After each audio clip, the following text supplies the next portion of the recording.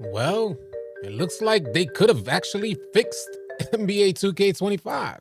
This most recent patch update, patch 3.0. We got the patch notes. We finna review all the details, keep you guys updated on everything that's going on in NBA 2K25 right now. If any of you guys are new here, drop a like, drop a sub, leave your thoughts in the comment section below. Let's get to the video. It's AllCity. Load up that clip. Hey, what's good, y'all? I'm AllCity. As always, appreciate you guys tuning in. As I mentioned in the intro, NBA 2K recently dropped patch 3.0. After skimming through the patch notes, it seems like NBA 2K is actually listening. And as a 2K player, I feel like that's the least we could ask for. We're about to review these patch notes, and I can tell you firsthand, after skimming through these patch notes, it looks like they touched on some key points. They made adjustments to gameplay on some key points of contention within the community, addressing community concerns. Although it may seem like 2K's not listening and they done gone in hiatus and forgot about the 2K community and they're leaving NBA 2K25 alone solely because they're already working on NBA 2K26. With these things that have been patched, it's clear as day that they are listening, they're hearing you guys. So I recommend, if you guys have any thoughts or concerns about gameplay, sound off in the comment section below. Your efforts could really help create change on NBA 2K25. But enough wasting your time. Let's get into these patch notes. All right, yeah, so there's about 8 pages of patch notes, and a lot of it is just fluff. And you know we don't normally like go over fluff just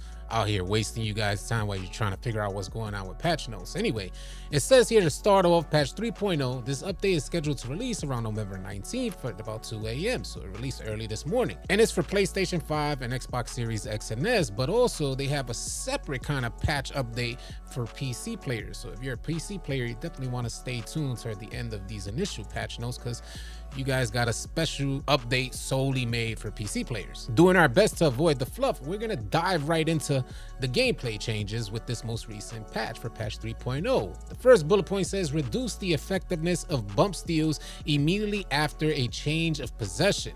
And I think a lot of you guys may know what we're talking about here. Do you know how sometimes that ball will switch possessions?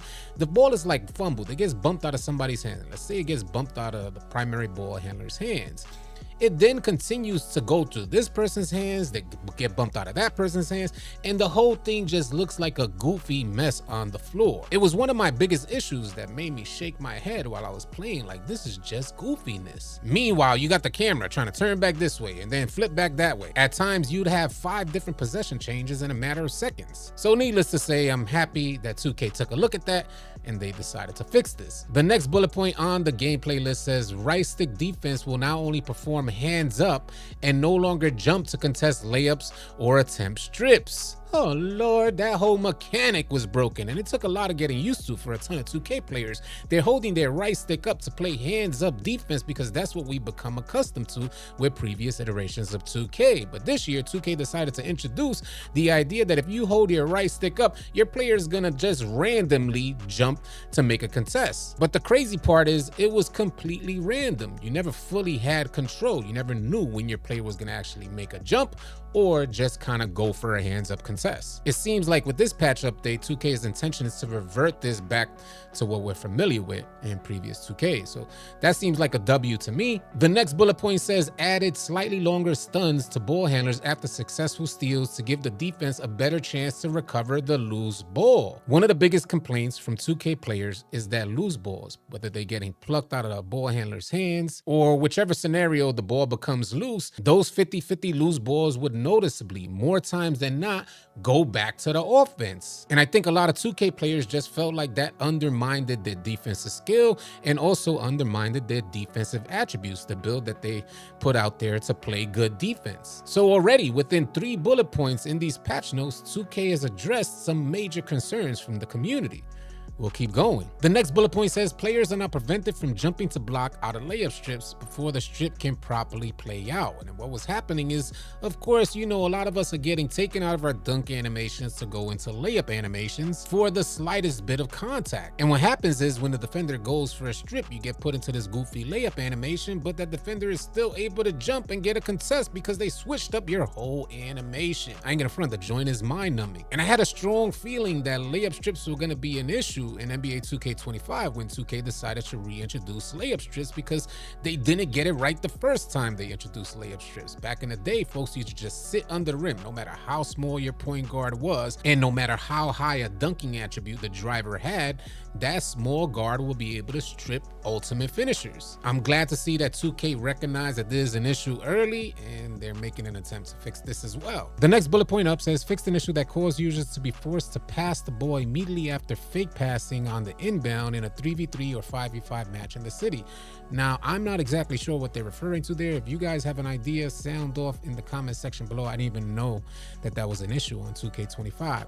The next one up says, AI control team defensive adjustments will no longer mistakenly affect my career user AI teammate defenders. The next one up says, the timeout counter will no longer deduct an extra timeout during the last minute of the fourth quarter in WNBA games. I had no idea people were even playing WNBA games, and that's not a jab, it's just we don't hear anything about it. On to the next one, says fixed a couple of cases of the shot clock improperly resetting or deducting time after unexpected ball to rim contact. That's part of the goofy stuff that we've experienced so far in NBA 2K25, things that just make you scratch your head like, how is this a next generation sports video basketball game? But it is what it is. Next one up says, fixed an issue where the last few plays in a playbook would not show up in favorite plays due to the size of limitations. Now here's where things get lost in translation, because over the last few bullet points, it doesn't seem like these were major issues or community concerns from that matter. I could be wrong, sound off if they were for you, but this is where I see 2K kind of straying away from the real issues in 2K.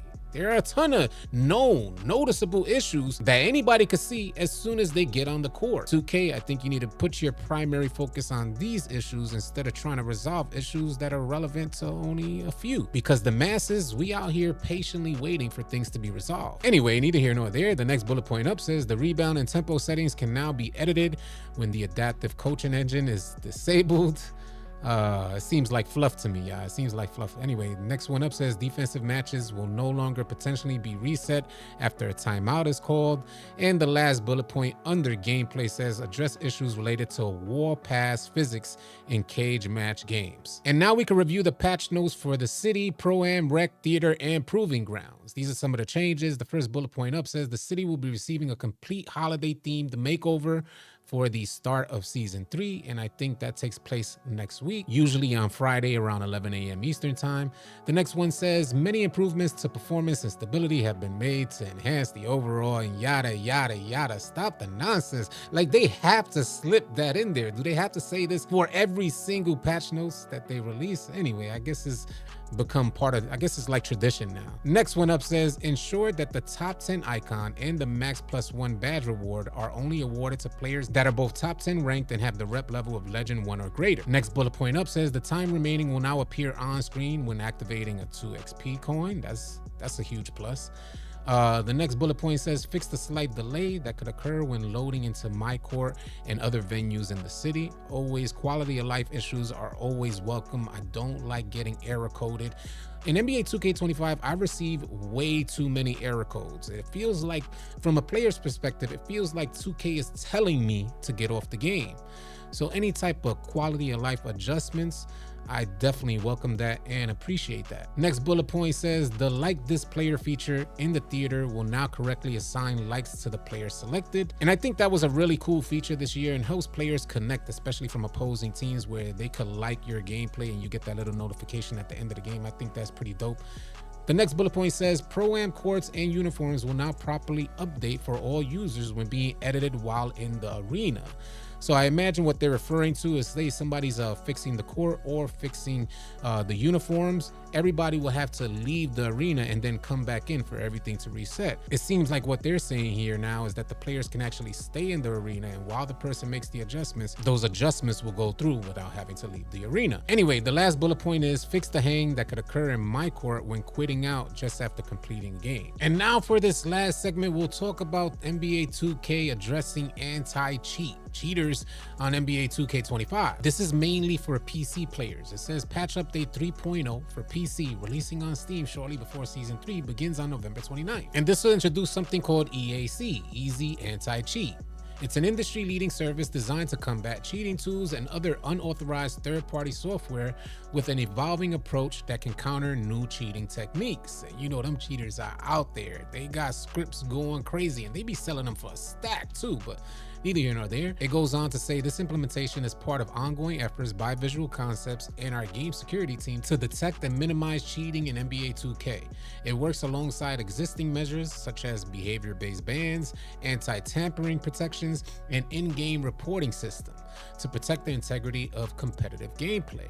To help ensure a smooth transition, we recommend completing the following steps before installing Update 3.0, which will also install EAC if it's not already present on your system. And they give you guys the 3 steps: update your PC to the latest version of Windows, make sure your graphics card is up to par, and also update the control software. So it seems like NBA 2K has a vested interest in eliminating cheaters from your gameplay experience. Will it work? Do you guys believe this new anti-cheat system will keep the cheaters off the game? Sound off in the comment section. And that pretty much completes the major aspects of all the gameplay changes that we're gonna receive with patch 3.0. I will be getting on the game today. I haven't been on in quite a while. I'll get on, see what the changes are about, and I'll report to you guys maybe tomorrow or the next to let you know if I've seen any significant impact in gameplay changes. As always, I'm curious to hear your thoughts, so share them in the comment section below. If any of you guys are new here, drop a like, drop a sub on your way out. I'll catch you on the next video.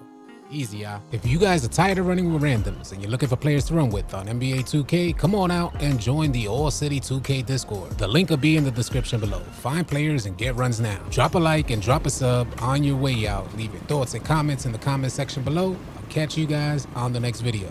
Easy, y'all.